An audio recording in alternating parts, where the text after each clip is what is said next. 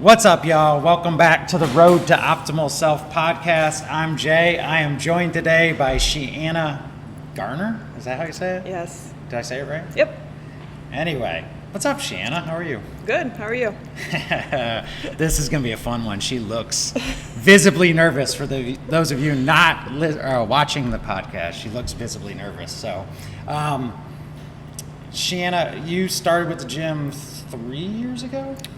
2. It was November of 2019. 2019. And you had come during Fit Fremont, right? I did a while. I did that. That was before I Yeah. started coming. So I came and I tried out the different gyms in Fremont, and yours being one of them. Mm-hmm. At that time, I think 9 o'clock was the one I tried, 9 or 10, whatever Debbie was doing, and that just wasn't working for my schedule.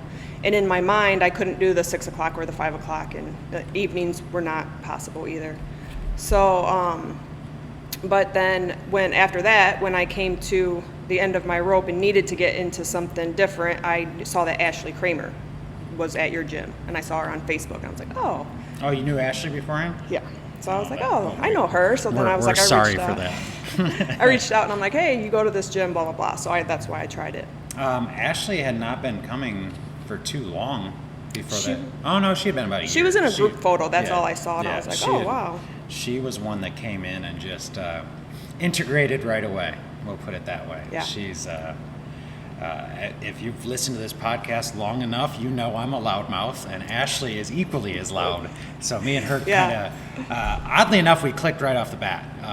A lot of people thought we would kind of butt heads, and we do. But it was one of those, it was like a light butting of heads. Like, it was fun. Like, I would mess with her, and she'd be like, yeah, fuck you, or whatever. And I'd be like, fuck you. And it turned into it. So that's funny. I never realized Ashley was who you reached out. I don't know what I had in my head on what brought you back in November. So it's interesting to me to hear you say that you didn't think the 6 a.m. or 5 o'clock p.m. would work for you, because now you are the coach for 6 a.m. So it's like, What changed in your mentality in November of 2019? Well, first of all, like I just had my kids, I had to get them up. I got them up. I got up at 6 a.m. to get my kids to do their breakfast and get them off to school. So in my mind, you have how many kids? 3. 3 kids, all boys, right? All boys, yeah. So 15, 16, and 18. So Okay. It was like the time frame. I was like, I just can't do this. Well, then going to that and getting up in 6 o'clock to 7 o'clock, I was like, well, then I'd have to get up earlier. And in my mind, I couldn't do that. Well, my husband's schedule had changed, and he had to be at work by 6 a.m. So then I started getting up at 5 a.m. to do his breakfast and pack his lunch and get the kids ready for school. Hold on, time out. I gotta point something out in case my wife ever listens to this. You do what now? Did you say you get up and make his breakfast and lunches for him? Yes. Fuck. And take note, ladies. But because of his schedule change, I started getting up at 5 a.m. to do that, and then his schedule went back to 7 o'clock. But I just stayed with it. That's how I started coming to the 6 a.m. So to me, it's interesting when people are like, I don't have time, or I could never do that, because you can do whatever you make yourself do. It's just it's crazy to. There's 2 things you said that I want to unpack. The first one being, what you just said is it's insane once you put your mind to something, and we're going to get into that whole discussion in a minute with 75 Hard. But once you put your mind to something, how free your schedule actually becomes. And the second thing I want to point out, which is kind of weird, and I wonder if you feel the same way, how little I remember about the gym pre-COVID. Like, I don't remember what classes you came to. Like, I remember you being there. I remember being in the old gym with you. But we had moved into this place like 2 weeks before the shutdown. So all I really remember is doing that big self-defense seminar. And then I left to go to Atlanta, and by the time I got back, the world had basically shut down. Yeah. So do you have that, like, do you struggle to remember life pre-COVID? I don't, not for myself, because it was my life. Yeah. So, no, I remember things, and I remember being at the gym, and I remember starting out. So the one thing that I did was I tried it out. I think I tried it out for like the month of November or the remainder of November. And then I was like, I'm going to have to buy a year subscription to stick to it. I do remember that. If I do a full year, then I'm not going to make excuses. I remember that strictly because me and you had a conversation during one of our webinar Zoom workouts when, let's face it, by the end of lockdown, it was basically me, you, and Debbie, and maybe one other person. And I remember asking you, well, what's kept you motivated? And you're like, I've paid for the fucking year so that I didn't quit. you know? And it's funny because that you actually named that as one of the reasons why you stuck it out during COVID. So it's interesting how everybody's motivated a little bit differently when it comes to, I'm the same way. I hate wasting money. Right. Like, I'm one of those, like, I'll take food home. I've taken food home on the road and been like, I'll heat this shit up. Right. And I'm like, I don't even know if I'm going to have a microwave in my room, any of that, and I still try and do that. But, so that's one thing. Then we come back from COVID, and it was weird times because you had all these restrictions, and I think we still had, the tail end of 2020, it didn't feel real. Like, we were back, but it didn't feel like you were back. There was still a lot of uncertainty and things like that. And then, when did you start coaching? I'm trying to remember. It was early this year, right? It was. Yeah, I was gonna say I can remember pre-COVID, but I'm telling you, 2020 was like. Yeah, it's I don't remember 2020. It all blends together. When you brought up the at-home workouts or whatever, the Zoom workouts, I had forgotten about them. I'm like, oh crap, yeah, I guess I did stick to all that, and then. Fun fact, I don't know if you're aware of this, and it would be curious to ask you this because I felt, talk about imposter syndrome, Morgan brought that up on one of the earlier podcasts. During COVID, I felt like such an imposter. The only time I worked out that entire 10-week stretch was on those Zoom meetings. So I literally felt like my heart was going to explode. I felt like I was dying. Did it come across as like Debbie and I were as out of shape as we actually were on those meetings? No, and that's what's so funny because you say that and you're like, you were barely hanging on, and the only thing you're just, wanted to get back out there, but I just thought that either you put it on pretty good or whatever, but I could not tell at all. And funny enough, I had continued to lose weight and was at my lowest weight probably in 5 years during COVID. When we went back to the real life or whatever is where I started to put weight back on. So that's funny. What do you think contributed to that? Do you think, did you start going out to eat more? Did you get a little more lax? Like, was there I know Andy Frisella has said this when the lockdowns and all started, he put out on one of his social medias that I'm about to become a fucking animal. And I'm going to use this when everybody else takes their foot off the brake or off the gas. I'm going to lap everybody. And he's lived that. Do you feel like you had that during the lockdown, and then once it came out, you were like, eh? Didn't we do a challenge during the lockdown? We did. We had just done the redesign, rebuild, reclaim. Because I used to actually name the fucking challenges. Now I've learned this isn't, I'm running out of fucking names, right? But we had just launched a challenge right as the lockdown was getting basically announced. So we were actively doing a challenge during the lockdown. I remember that, and I think that's where I was focused. So 2 things. Once the challenge was over, I went back to whatever I was doing before. And also, I feel like I got into a complacency where I was like, okay, I've reached close to my goal. I'm still working out, 3 to 5 days a week, and eating semi-healthy, but not really tracking. And yes, it just kept creeping up. I think a lot of people struggle with this, and I'm curious as we evolve in this conversation, we get into 75 hard. Your feelings, I've now completed 75 hard. Pre-75 hard, I would do an 8-week challenge, or I would get ready for a competition or something like that, and I would be super focused for 6, 8, 12 weeks, whatever it may be. And as soon as that ended, it was like, okay, I'm going to reward myself with all this shit that I gave up. And even in saying that, I never made it more than 3 to 4 days without having some type of cheat meal. And then you finish the challenge and you're like, okay, well, I'll just do whatever the fuck I want to do until the next challenge. Mind you, back then, I didn't have I'm a lot more regimented with First Form because they have set challenges, right? Back then it was like, I need to do a fucking challenge because the gym's empty. You know, like COVID's really took a toll on gym owners. So it's like, let's do a challenge. We need to generate some people, or I needed to generate motivation, or people or members would come to me and say, hey, can you do a challenge? I need to get off my ass. And I'm like, oh yeah, sure. It's been when was the last challenge? There was no real thought process behind the challenges. Typically, the reason they were named before is I would go, I'm going to do that as a shirt. And I'm like, well, I can't just launch a shirt, even though I could have easily just put out a shirt. I'm like, oh, no, that's a cool name.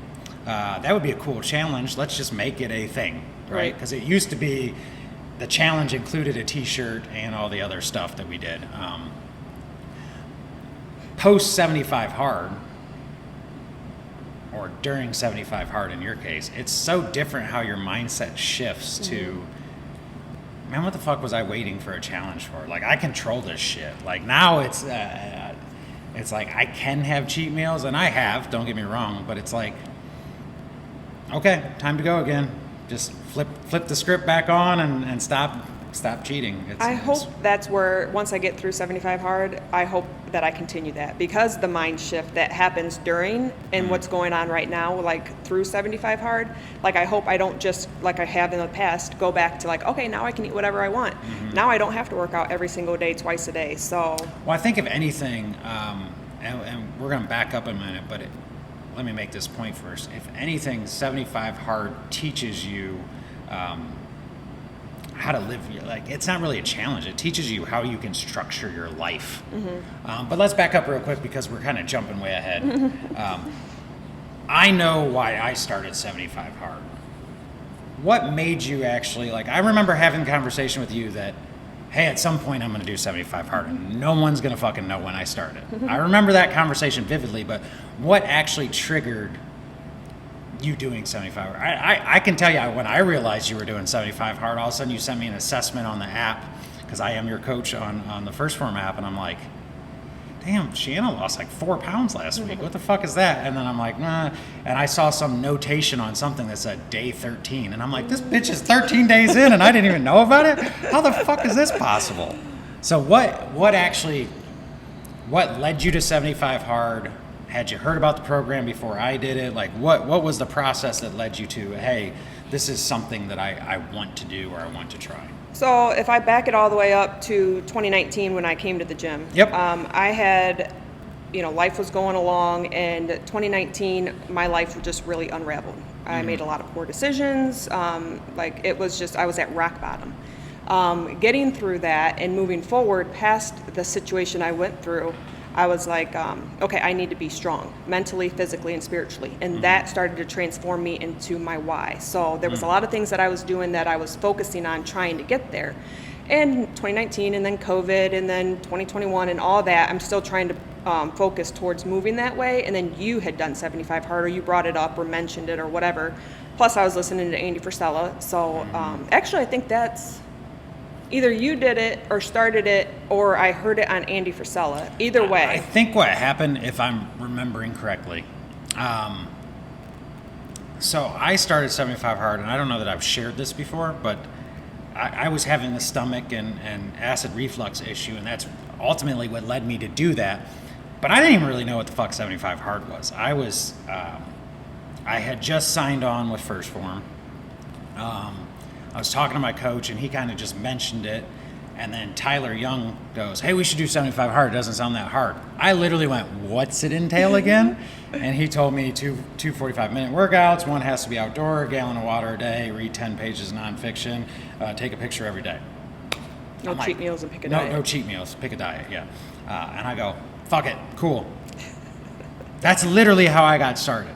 So I remember telling you this story the following Monday, because I coach every Monday. That's usually when me and you catch up, when I'm not being a lazy piece of shit like I was this Monday.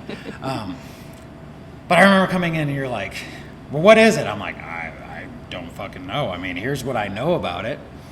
And my coach at the time, or I didn't know this at the time, my coach started the same day I did. We didn't know this until like day 30. All of a sudden he's like, what day are you on? I'm like, 30? He's like, no way, me too. And I'm like, that was the first time we'd actually talked about 75 hard as a program. I vividly remember you sending me Andy Frisella's podcast explaining the entire 75, and I was like, should have fucking listened to that before I started this shit. Yeah. But so that, I do remember me and you having that conversation. I don't remember exactly how, that bug almost flew in my fucking eye. I saw him, he was getting aggressive. But I remember us having that conversation and thinking to myself, man, when she does this, she's gonna be way more fucking prepared than I was. But it brings up an interesting point too, is sometimes you don't have to know what the fuck you're doing to start. Sometimes it's just, hey, someone, you got a health issue, you got a buddy that says, you should try this, and you go, it's just those 5 things? Fuck it, I got this. Yeah. And by the time you realize what the fuck you're doing, you're already into a position where you're like, well, I already went this far, I'm not gonna fucking quit. Exactly. You know what I mean? Yeah. By the time I had really realized the undertaking that was 75 hard, I was already, the mental shift had already started that I was becoming fucking bulletproof. And I was like, well, fuck it, I'm not quitting now. But had I realized going into it, I don't know that I would have made the first 10 days. Really? The first 10 days were really challenging in terms of just rapid. Those first 10 days, I remember, and I'd be curious how you felt. I was thinking about the end a lot in the first 10 days. Oh my God, I'm gonna have to do this for how fucking long? You hit a point in the middle of that, somewhere between day 10 and 17, where you just stop thinking about the future and you just start thinking, oh, well, I'm just gonna worry about today. I'm just gonna worry about today. But those first 10 days were brutal, in my opinion. Those were... See, in Andy's book, and then you let me use that book, so that really helped too. So reading through his 75 hard book was like, okay, he points out like day 1 through 8, da da da da. I have not been on track with all of those because like my first 8 days were easy peasy, exciting. I was looking forward to it. If anything, it's inconvenient. What we have to do for 75 hard. It's not that it's hard so much as it's, sometimes it was 9 o'clock at night and I'm trying to run or ride a bike outside in the dark, around the country block for 45 minutes, or because I'm doing intermittent fasting as my diet, along with the First Form app. But 8 o'clock I'm chugging a shake to get to, to make sure that I'm in my window. So if anything, it was inconvenient. But inconvenience makes excuses. So people are like, oh, I'll just whatever. Yeah, so 100%. Sticking to it, probably like the first week to 10 days was really easy for me because it was exciting. Then it got to the point to where it was like, I gotta do this for how long? And then it got, I think it might have been like day 16, I wanted to quit. What day are you on? 33. Okay, by the time this Or airs, 35, I don't by the time remember. this airs, you might actually be close to done. Yeah. Because you are going to be episode 9, and episode 4 just aired this past. Okay. So you got 5 weeks before this shit even sees the light of day. Yeah. So you might be done by that point. But so day 16 is the first day you thought about quitting? Yeah, like I woke up in the morning and I was like, I don't want to do this anymore. I don't want to work out. But I had already given up so much. Like I started September 2nd, so I did not drink, I did not cheat on Labor Day. So you started the day I finished. Really? Well, no, I finished. My last day was. Oh, you finished that Saturday, right? My last day was the Saturday before Labor Day. Mine was like so a Thursday. I think. That Or Sunday. Friday. It doesn't matter, but that. So you started right around the time I finished, but I remember, for me it was a complete opposite. Like days 1 through 5 were not that bad. I was just like, whatever, it is what it is.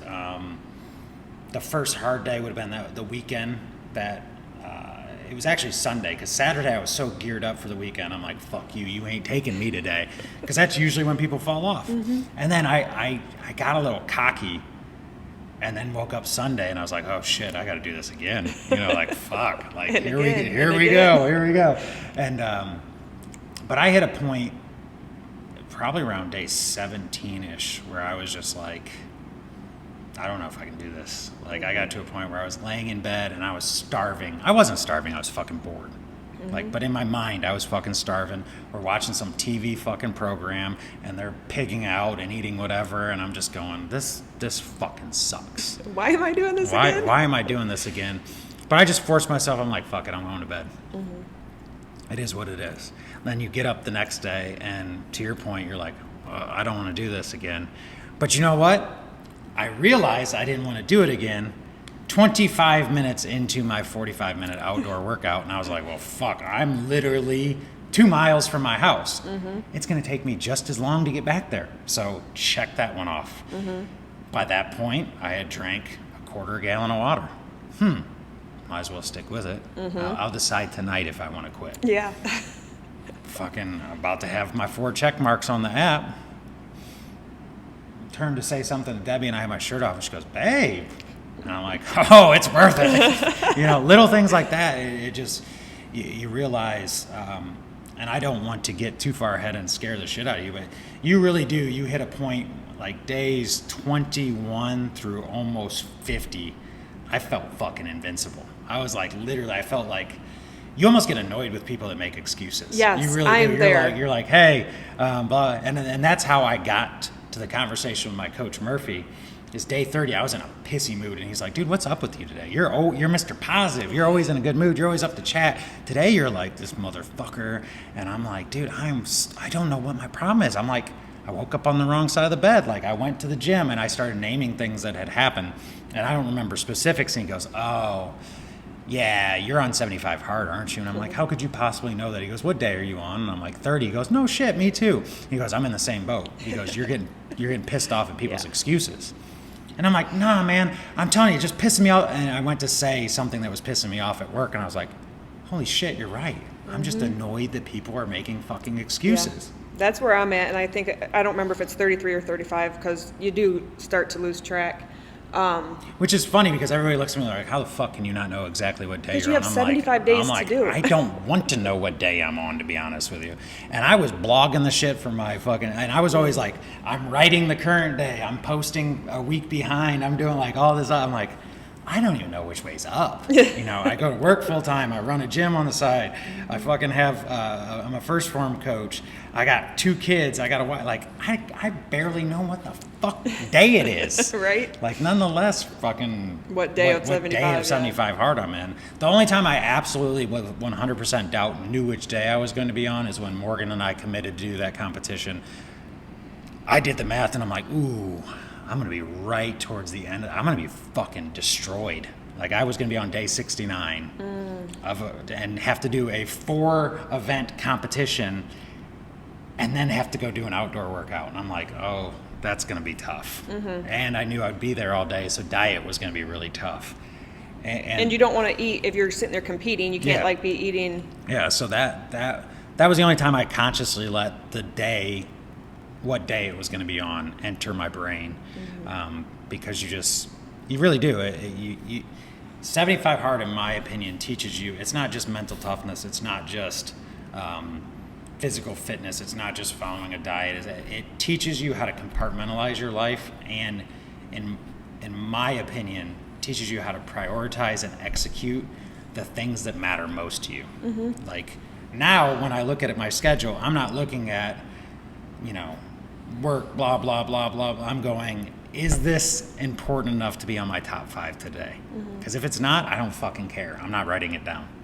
Okay, my kid has a football game tonight. That's going to the top of my list. I'm going to be a parent before I'm anything else. Okay, I have 4 other things that's going to make my list. Now I have to start eliminating stuff based on my son's football game. That's where 75 hard teaches you how to really navigate your life. And, unfortunately, as I'm sure you're about to say, there are days that means getting up at fucking 4 o'clock in the morning or staying up until 10:30 at night and doing shit you do not want to do, but you made a commitment to yourself that this was important. You made a commitment to yourself that for once in my life, I'm talking about me, not you, for once in my life, I'm going to start something and I'm going to do it to the T for 75 days. And for me, that meant the workouts were not a big deal for me. Most people, if you read my blogs or you know me as an individual, 2 workouts a day is my standard. I was usually doing 3 workouts because especially early on, I didn't realize you had to space them out by 3 hours.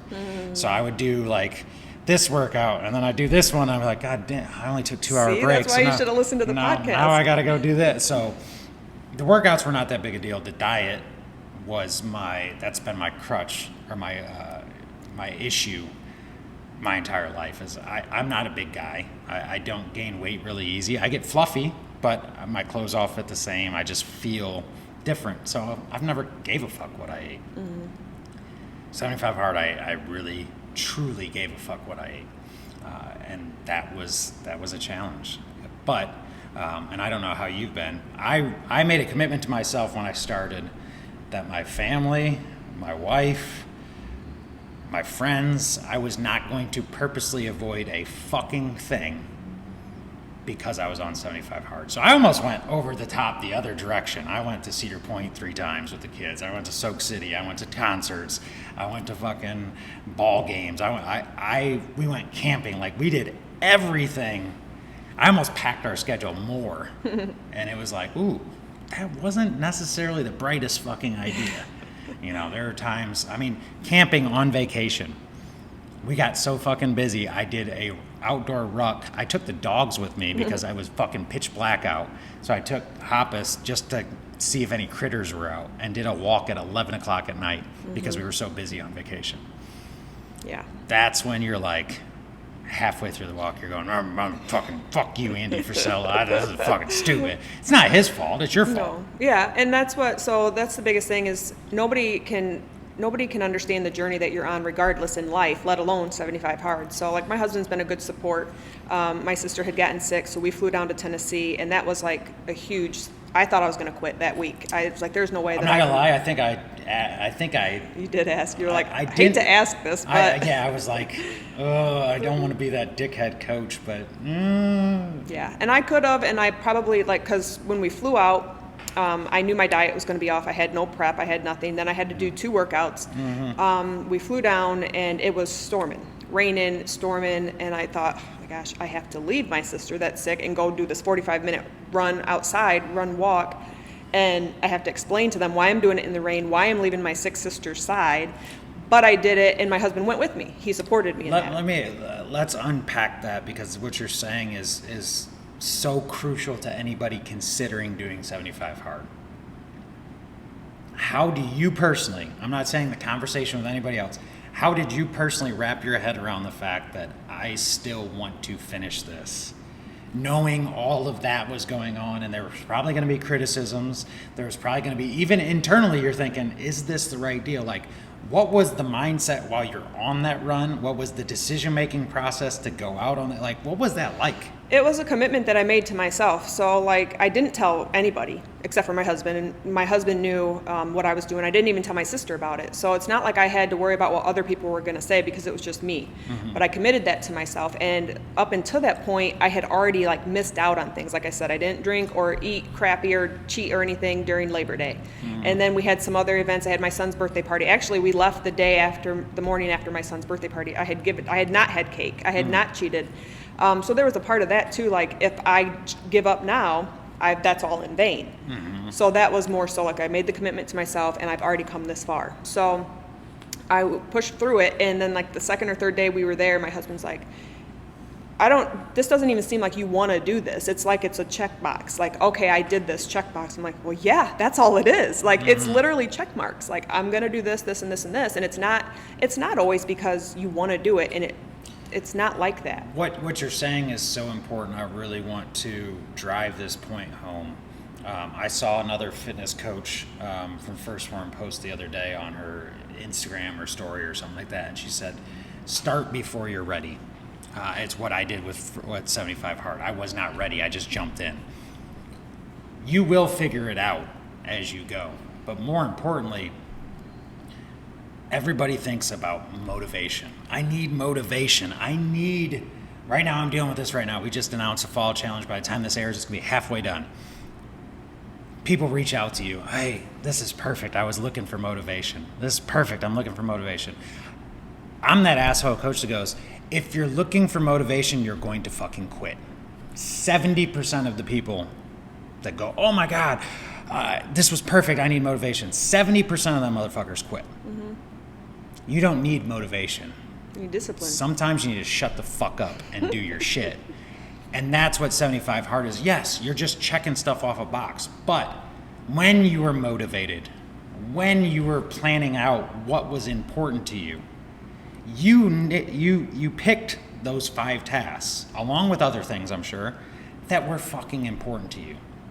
So it's important when you do have motivation, write down what the fuck you want, right? Because when you're not motivated, discipline's going to determine whether or not you fucking get that. Well, like you said 25 minutes into your 45-minute workout, you wanted to quit, and then you're like, well, I might as well just stick to it. So that means you weren't motivated that day. So you cannot live and drive off of motivation. Oh. And I am not a self-disciplined person. Like, I was a spoiled brat. I had everything and anything I wanted growing up. I've never. Hold on, say that one more time. And just in case your husband listens, I want to. And still, yeah, they call me princess. But I've not ever denied myself much of anything, and so to do this, it's adding to my spiritual, physical, and mental strength for my goal, my why. So that was, and I'm impressed with myself, like that I've stuck. First of all, I did wait to start until like I knew some events were going to be over. I wanted to wait until after Fair Week because we were going to be there eating crappy with horse shows and stuff. So I specifically picked my day I was going to start.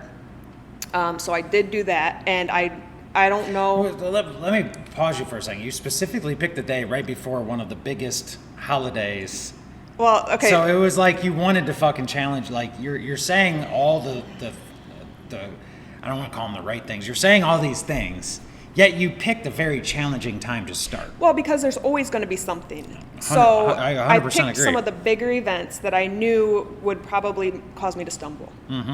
But I was willing to sacrifice Labor Day holiday. We had a cookout. We hung out at our lake house with a best friend that I grew up drinking with, and she drank and I didn't. So that was a huge thing for me. My son's birthday, which was the 12th of September, cake, ice cream, all that. So I knew and then I'm going to come through Halloween. I think I'm finished before Thanksgiving. But nonetheless, I knew that there was going to be days and parties and different things throughout it. You can't pick around that forever. No. So I did specifically pick, I was going to start the 1st, but we had gone on a realtor trip to Put-in-Bay. Oh, yeah. And I was dead sick the next day. So I was like, there's no way that Did you drink too much or what? Yeah. Oh, okay. No, it was seasickness. You know what's funny is you say that. My anniversary was June 20th. Me and Debbie, I think it was the 19th, was a Saturday. We went to Doc's Beach House. We were going to rent jet skis. It was storming, so they didn't do it. So we got fucking lit. And that was one of the reasons why I realized, hey, alcohol is not good for my stomach. Like, so that was one of the last straws that really put me into going to the doctor. But it's funny that we had that kind of that parallel. Right before, yeah, right. But yeah, so I did, and that's fine. I just knew that there was going to be some holidays, some things that I was going to have to sacrifice. What I was not prepared for is that I actually stuck to it because, like I said, I've just always given up on myself. I've never fully read a book all the way through to the end. So now I have, because you have to read 10 pages a day. So that's personally was my favorite part. You like to read. I don't like to read. It was probably the easiest part for me because I'm a huge reader, but it changed the style of books that I read. And I feel like I've become better. A better person, better husband, better father, better businessman. Like I've learned a lot more reading the style of books that you read during 75 Hard. Yeah, and I think that 75 Hard, if anything, I kind of wish I would have known about it sooner, especially coming off of 2019, rock bottom, and wanting to grow and be strong physically, mentally, and spiritually. And 75 Hard has done that because... You know what's weird is everybody that I've talked to that's doing 75 Hard or has done 75 Hard in the past, there seems to be this one common theme, which is they were in a dark spot. Now that's different for everybody. Yeah. You say you were at rock bottom in 2019. It took you to 2021 to start, but we all start searching at some point that is rock bottom, and then we think we're past it. Like I thought 2018 was a fucking miserable year for me. Survive that, fucking COVID happens, and I'm like, fuck, I might lose my business. I don't fucking know. Survive that, and then all of a sudden develop this massive stomach and acid reflux problem, and that, there's always the next thing coming. You don't realize constant trials. Life doesn't give a fuck about you or what you got going on. Sometimes it just kicks you in the fucking dick. Well, me in the dick. And you just gotta find a way to bounce back from that. 75 Hard, in my opinion, teaches you that. It's not a diet program. It's not an exercise program. It is a mental health program, in my opinion. It becomes, don't get me wrong, there were plenty of days, you said your husband went out with you when you were down in Tennessee. There were days, I can count at least 5 times and there's probably many more, where I literally looked at Debbie, I'm like, please go with me. Mm-hmm. I don't know that I have this strength. Like, I don't know, I might fucking break down out there. And she's like, what? And believe it or not, and I've told this story on the podcast before, I believe. The last workout I ever did for 75 Hard, I did a 75 Hard finale here. Not taking into consideration, I beat the fuck out of my body, and I still had a second one to do. Mm-hmm. Just walking with a ruck, I was on the verge of tears. Like, it finally, that's the hard thing that I want to caution you on. Day 75 becomes one of the hardest days. Like, you want to do something big to finish it, and your body is fucking destroyed at that point. Mm-hmm. And walking for 45 minutes, carrying a ruck, I was on the verge of a physical breakdown. I was like, I don't know if I can fucking do that. And I had already thrown out to the group that, hey, I'm going to do Murph the next day just to prove to you how fucking tough I am. And then that's the moment that I realized how I fucked up. In that moment, I was thinking about Murph and how I was going to do Murph. I was no longer living in the moment like I had been for the past 75 days. So even at the end of 75 Hard, you're still learning.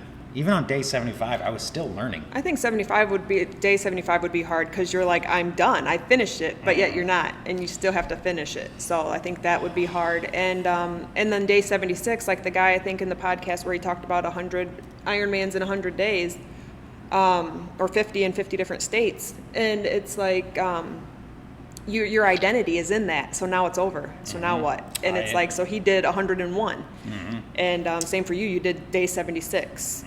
And it's like, yeah, and it was, I can honestly tell you, I'm 3 weeks out, and I'm just now starting to feel normal again.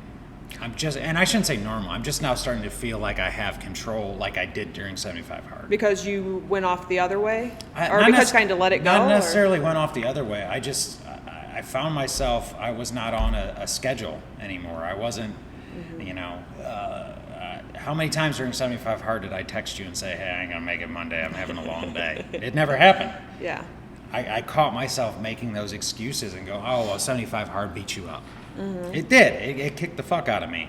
I did it to the fullest extent that you could possibly do it. And I just got mentally and physically exhausted. And it took a while to clear that brain and realize, hey, I can let my foot off the gas for a little bit, enjoy myself, and then go back to it. Mm-hmm. But I struggle with balance as is, and I got too into cardio style workouts. So I feel like I lost a lot of muscle in recovery because it's easy when you got 2 workouts and you're on the road and you're in Tennessee and you don't have anything, or you're just like, fuck it, I'm going to run twice, or and you just, we ain't young anymore. My knees can't handle. Yeah, you're super young, but I just felt myself beating up my body with cardio, and then by the time I realized it and started lifting weights again, my body was so beat up that it wasn't responding the way I wanted it to. So the one thing I would suggest to anybody, find a fucking coach if you're going to do 75. And it don't have to be a coach. I would prefer a coach, but have somebody that you can bounce ideas off of, and that will literally, like Murphy from First Form would be like, dude, I know you think you're a bitch for taking a walk, but your walk right now is harder than most people's workout. Like, your body needs a walk.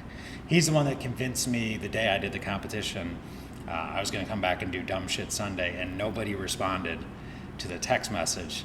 And I thought that, I was like, didn't he just do a chat? And he was like, go for a walk, please. And I was like, but I'm a bad motherfucker. He's like, go for a walk. And we got out there, and I'm like, thank God I'm just walking. Because it does, you do have to have someone that is a little bit more even keel, because there are times when you're on 75 Hard where you literally feel like this isn't hard enough. Have you hit that point yet? I have, and yeah, that's what I was saying. Like, if anything, it's just, at this point, it's more inconvenient sometimes. Like, it's not even hard. It is mentally hard, though, and like I said, I just never stuck to anything. So to discipline myself to do it, because you have to. Like, I'm tired. I'd rather lay down and take a nap. Not that I get to do that often, but I'm like, no, I'm going to go run instead. But I've not ever worked out 7 days in a row or 14 days in a row, let alone twice a day for this long. So like that, I'm like, I do feel like I'm pretty tough. But I'm not, because I've never been that way. But I do think, though, like you say, because when I told my therapist, so I did tell my therapist that I was going to start 75 hard. I said, next time I see you, I'm going to be on 75 hard. And she was the first person I told. She was like, be careful, because you have an extreme personality. It's either all or nothing. And I know how you know, it's a pretty hard program. And I can see you going to the extreme on one side or the other. And I'm like, that's why I don't tell people anything, because they get in my head then. So then I told my husband about it, and I didn't tell anyone else. And I do feel that way. So I am I'm not to the extreme, though. I don't feel like you. I'm like, I'm going to do my 2 workouts and I'm good.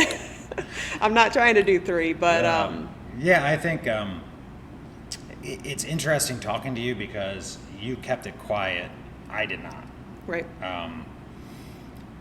And that's because, and I always feel like I say this, but I do better when people talk shit to me. I was just going to say, that's the difference. That's my personality, is I almost relish the fact when people are like, you're going to fail. And I'm like, buckle up, motherfucker. Yeah, someone said that to me, I'd be like, oh my gosh, they're right. They might be right. Like, what if I do? Whereas I doubt myself far more than anybody ever can. I've literally had conversations where I've been invited to elite level shit where you had to qualify, and I was in, say, the top 150 of everybody in a company, and they're like, rate your performance, and I'm like, a B-, and they're like, what the fuck does an A look like? I'm like, I don't know. I don't know that I'll ever give myself an A. Like, I just... No, because you know what's going on in your head. Yeah, because to me, people see you complete something. People see the transformation. They don't see how, to your point, they don't see what rock bottom looks like. If you lived inside my head, you would be like, that motherfucker, I don't think therapy will help enough. That motherfucker needs, like, I don't know what I need. At some point, I might figure it out, but in my head, everything I do it's not that special. It's just, I'm just checking something, to your husband's point, I'm just checking something off a box. How is that fucking special? I'm just checking something off a box. So like you had said about the excuses, that's where I'm at right now. So like when people, and I'm not trying to pick on anybody, but like when someone's like, well, I'm not going to be here tomorrow because whatever, or they don't come, and then they're like, oh, I wasn't here because of this. And I'm just like, that's lame. Or they want to complain, or they're off their diet for the weekend, which was always me. That was my problem. I was good all week and then packed it right back on the weekends. If you remember, we actually switched your weight check day because of that. Because I got tired of dealing with you on Mondays. Because you're like, I did so good. I weighed in on Friday, and then I'm like, stop fucking weighing in on Friday, knowing you're going to be an asshole all weekend, and then weigh in again on Monday. Right. But that's human nature. When you know, Debbie and I'm not trying to pick on my wife, but she only steps on the scale when it's time to get serious. And I'm like, no, you need to step on the fucking scale when you know it's not serious, so you wake your fucking ass up. Right. I did that for a period of time. I have pictures in my phone of weight so that I know at what point I was my heaviest. And so even when I lost all the weight, or was down in my weight during the COVID, the weight that I put back on still wasn't as serious as I ever was when I first started losing weight in 2019. So now to talk about a little bit, and I think I asked you if you were going to do the Live Hard program. Now that's on a different episode of a podcast. I'm well aware of the Live Hard program. Because you do a little bit of 75 hard for 30 days after you do 75 hard. Phase 2 is strictly just 30 days of 75 hard. The only difference is you have to wait 30 days after you finish phase 1. I don't know. Some of the phases, I'm going to implement variants of 75 hard probably the rest of my life. It's just a matter of, do I need the kick in the ass to actually put it out to the world that I'm going to do that, is going to be the determination on if I do it or not. If I'm doing 8-week challenges and I'm noticing I'm good 95% of the time, I probably, I'm working on a vision board anyway for some personal stuff regardless. That's one of phase 1. The cold shower, go fuck yourself. Right. I don't want to be cold. But in saying that, if you've known me, I know me and Kylie Lunsford talked about this like 7 years ago. I used to, and I implement this quite regularly, usually in the winter months. I alternate hot and cold almost every time I'm in the shower. I have not been doing it lately, but that's something I've implemented in the past. So it's not like I'm afraid to do it or anything. It's just one of those, like, I don't know where I'm at mentally for that. The talking to a stranger in phase 3, like, that shit is Debbie routinely gets mad at me when we're at Cedar Point. I just randomly go talk to people. See, I can't. Whenever we're places, I just talk to people. That's how my husband is. I'm like, we're going into the store. Keep your eyes down. Do not make eye contact with anybody, and do not say hello. We were in Las Vegas, 2018, 2019. I don't remember. We were in fucking Vegas, and Debbie took my wallet from me and told me basically don't fucking talk to anybody, because people would come up and just hand me shit and they'd be like, $20, and I'm like, for what? I didn't even fucking want this. And she's like, you're either gonna get your ass beat or you're gonna get into something's gonna, just stop, let me deal with all this shit. And I'm like, it's not fair. And she's like, you're too nice, like she's like, you're such a weird individual where you're a fucking asshole but you're also nice at the same time. She's like, you're an anomaly. And she's like, Vegas is not good for you. And I'm like, fuck you, I'm fine. Then somebody else walks up and they're like, hey, can I talk to you about it? I'm like, yeah, what do you got? She's like, stop talking to people. I'm like, what? They wanted to talk. I just, I'm good. So I don't know. I know the correct answer if you're Andy Frisella is you fucking finish Live Hard. I don't know what the correct answer is for me. I don't know that I need to finish it to say, yes, I did it. I don't think I'm going to do the Live Hard, but I do want to implement some of the things into it. And I want, like you just said, it's perfect. I want to implement 75 Hard into my whole life, like forever. Like maybe not 75 days at a time, but do 75 Hard, take 30 days off, then do another 30 days, then take like a week off or whatever. I just want to be able to, and then once you go through it and you know you can do it, then it doesn't matter because you know you can do anything after that. The number one thing that is stuck in my head afterwards is, we were going camping last weekend, right? And I had said, all right, I'm going to do a trial, get back on, see what my diet's going to look like. I was starting a new exercise program to get some of the muscle mass back that I lost. And how easy it was to flip that switch and be right back to where I was mentally. Yeah. And then go, all right, we're going camping. The last 3 times we've been camping, I've been on 75 Hard. I'm going to let go and just not fucking care. I'm going to walk. We did a lot of walking. I did not work out. Didn't track my food. I did eat pretty bad the one night. I did have some adult beverages, but it was just, I felt that my wife earned a weekend of me not being a psychopath. So sometimes that's important. Sometimes you have to, she was very supportive. It sounds like your husband's being very supportive. Sometimes you got to give back to the people that support you and go, you know what? And I'm not saying she was like, hey, you need to drink, you need to do this. Like, by no means was that what the thought was. It was just, she had this look on her face like, oh, fuck, he's back to tracking. We're going to have to go to the store. We're going to have to find special food for him. We're going to have to get the dairy-free cheese. And I'm just like, don't worry about it. I'm fine. It's a couple days. Right. Friday, Saturday, Sunday, we'll do whatever the fuck we want. Monday, I'm back on it.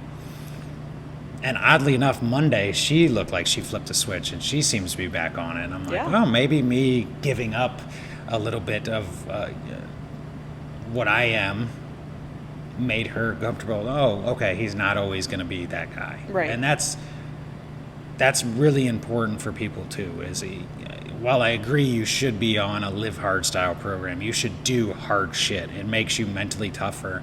I was at a point where I was having anxiety. They were talking about putting me back on medicine, which I can't be on because I was addicted to fucking pills. So I don't know how you're going to deal with anxiety when you can't take fucking medicine. 75 Hard taught me how to get through that. That's important.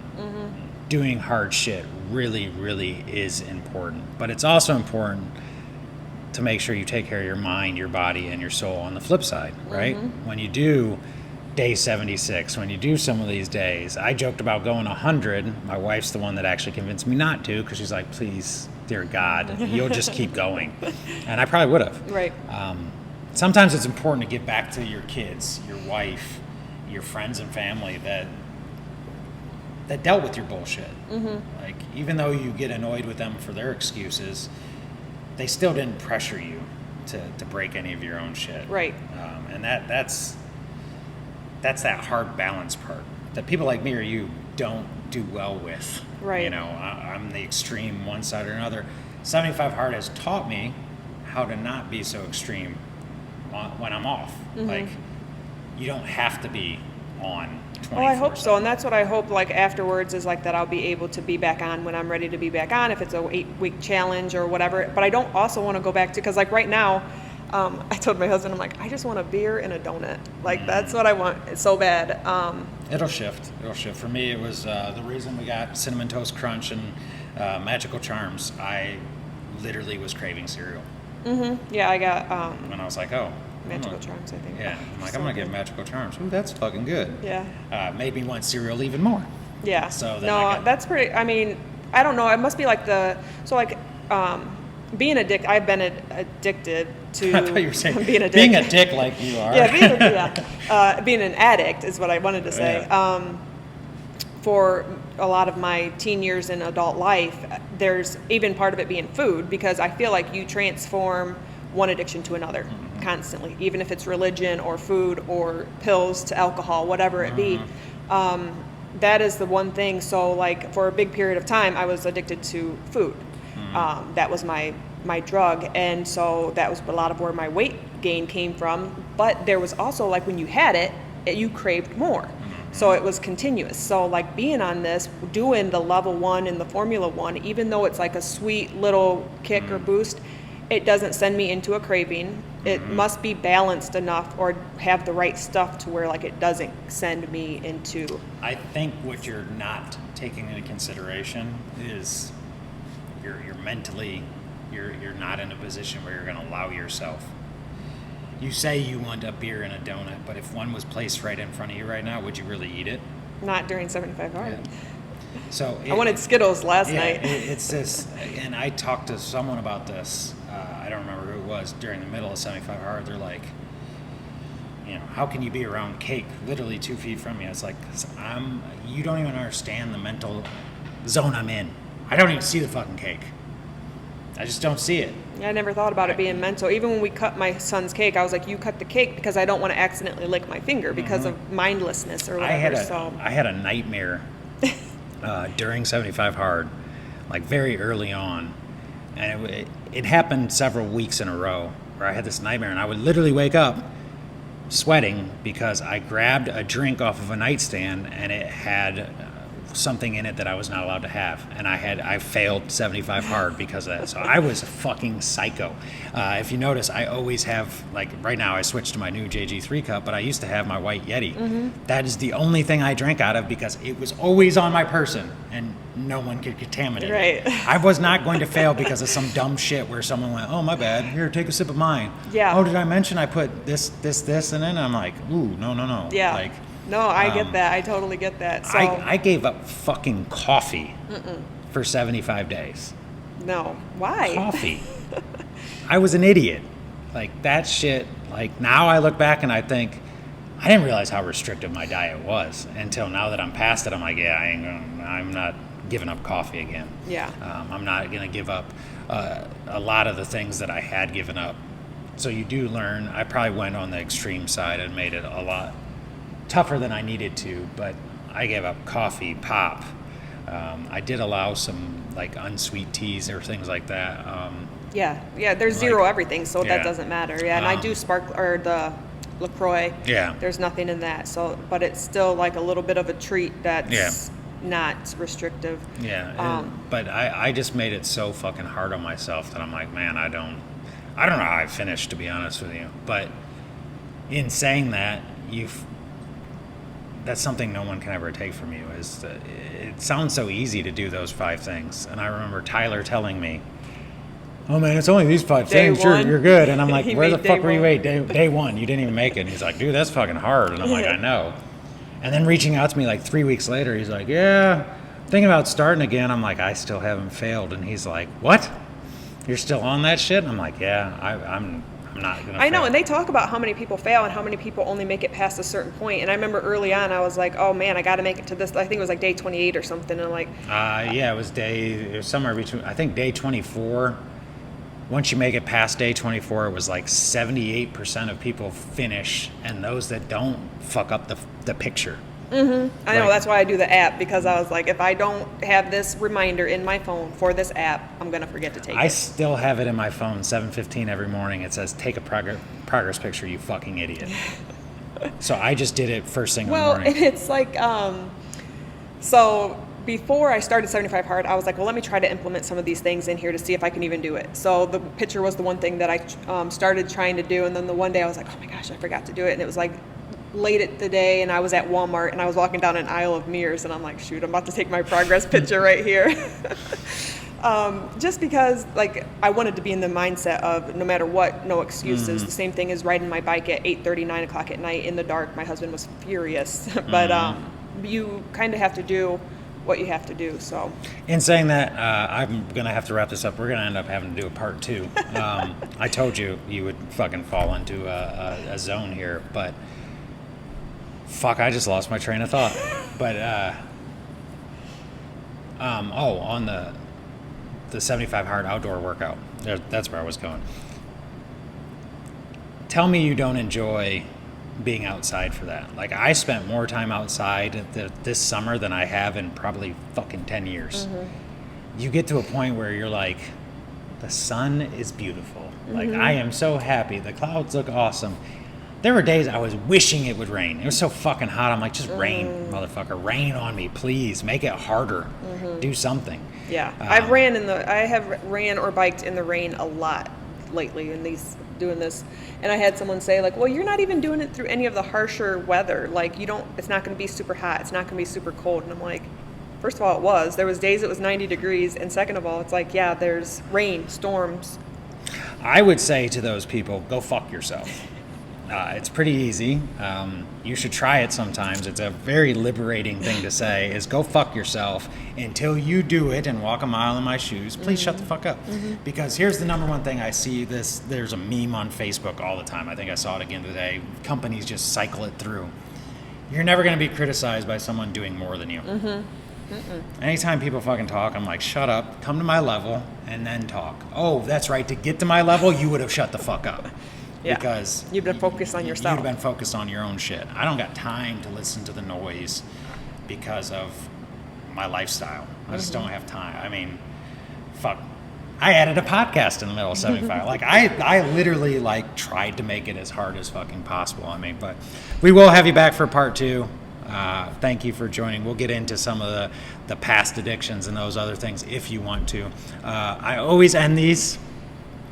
It's going to be interesting because you're the first person I've talked to that is actively doing 75 Hard. But one thing besides 75 Hard, it can be part of 75 Hard, that has helped you the most on a road to optimal self. You were rock bottom November 2019.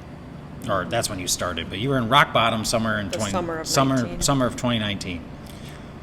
What has been the most impactful thing? It can be a book, it can be a habit, it can be anything that has got you from rock bottom to, I mean, you're a pretty happy conversation. We went almost an hour. You seem pretty happy-go-lucky. What made you go from rock bottom to I'm okay? Mental motivation. So I got to listening to some motivational speakers that are on YouTube, and I just, every day on the way to the gym or every day on the way home from the gym, I was playing them over and over again and just hearing the people being positive and motivational, and just mental health, meditation, prayer.